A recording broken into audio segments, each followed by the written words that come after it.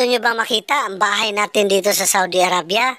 Halip po kayo at isasama ko kayo sa loob ng tahanan ng ating kaibigan. At ito na yung paunang pasilip natin sa kwarto ni Wilfredo Salsos. Ayan, yung bahay niya. Siyempre, ganito tayo mga lalaki, masinop at malinis sa kwarto natin. Kaya linisan mo na yan dyan, brother. At higit sa lahat, ito yung pinakatago-tago niya. Buksan natin to, ipapakita namin sa inyo. Pero bago ang lahat, magkabulgaran. Ipapakita muna namin sa inyo yung mga dinaanan natin dito sa lugar ng Saudi Arabia. Dito sa lugar ng Saudi Arabia, dito po rin ang isa sa pinakamaraming mga OFW na nagtatrabaho, lalo na sa domestic helper, yung mga skilled worker, at sa mga siyempre sa mga seaman natin mga kaibigan, no? Nandito rin sila, isa din sa daungan yung Saudi Arabia, lalong-lalo na dito sa lugar ng Al-Kubar. At yan pala yung kasama ko na si Brother Eric Johnson. Ayan, walang ibang gwapo dyan. Siyempre tayo naman dyan ay nagmamaniho ng bike. Napakalaki ng ulo ng bike nito mga idol. Hindi ko alam kung nasa Pilipinas na ba to. At yun nga, hindi nagpapatalo si Brother Eric natin dito. Na sumubok din siya sa malaking gulong na bike na ito. Napakalaking gulong nito mga idol. Ang ganda ng lugar nila mga idol, di ba? Siyempre, nakaka-proud naman talaga pag malinis yung lugar mo. At yung malapit na tayo sa bahay nila mga idol, nakita ko yung puno nito mga idol. Ito pala yung makahiya mga idol, kung tawagin sa atin. Yung pag ginagalaw, titiklop siya mga idol. Kasi dito sa lugar nito, hindi nila pinuputol yung makahiya dito mga idol.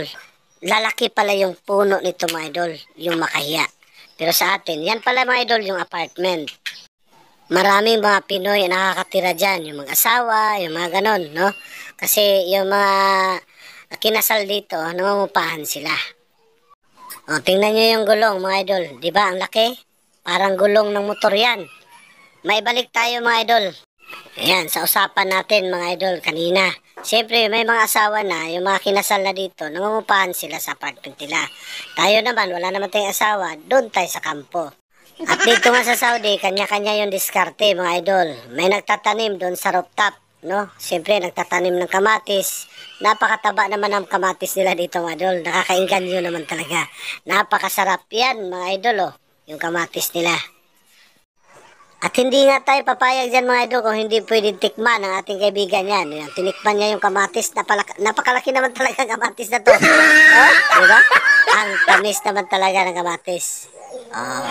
At meron din tayong tanim dyan mga idol, yung tanglad kung tawagin sa atin mga idol. At binalikan ko yung idol ko mga idol, kain pa rin siya ng kain ng kamatis mga idol, no? May tanim siyang pichay, diba? May pichay siya at meron din siyang yung sitaw, meron din siyang bulaklak at higit sa lahat mga idol, ito yung nagustuhan ko rito mga idol. Napakaganda naman talagang tingnan yung kamatis niya mga idol, ang tataba. Hindi naman tayo papayag dyan kung hindi tayo kukuha. Yan, idol. Nandyan yung kamatis na ang tataba, ang sasarap, at ang gaganda ng forma, mga idol. Meron pa silang pakain sa atin, mga idol. Yan, orange, at saka hopya, tinapay, at saging. Diba, mga idol? Kompleto yan. Meron pa tayong juice dyan. Ito ang pinaka-importante, mga idol. Yung tanglad at sakal, paminta at luya. Gamot yan mga idol ha. Kung gusto nyo bumaba yung blood pressure nyo, yan mga idol, maganda yan. Tara mga idol, halongkatin na natin yung mga gamit niya mga idol. Tingnan natin ito mga idol. Ano kaya ang laman nasa loob ng rib mga idol? Tingnan natin mga idol. Try nating subukan kung ano laman yan. Yan, ayan na mga idol.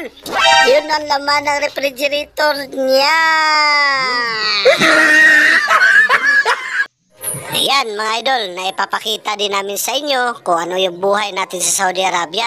Lalo na mag-isa lang tayo sa kwarto mga idol, no? Kahit nilalagnat tayo, kailangan natin bumangon kasi sayang yung kikitain natin sa araw-araw. Siyempre mga idol, si Posadas naman, siya lang yung mag-isa rito. At siyempre nakita natin yung mga pagkain niya nandun, nakalagay sa Tupperware. Yun know, mga idol. Kasi doon sa kumpanya naman natin mga idol, meron naman tayong kantin. Pwede naman tayong kumuha roon at meron din tayo. Kung kampo naman mga idol, libre naman tayo sa accommodation. Pero sa mga ganito kasi, yung nagbubukod ka, mga idol, sarili mo. Lahat po yung bibilhin mo, sa'yo yun mga idol. Hindi katulad ng kampo talaga, marami yung libre, no mga idol?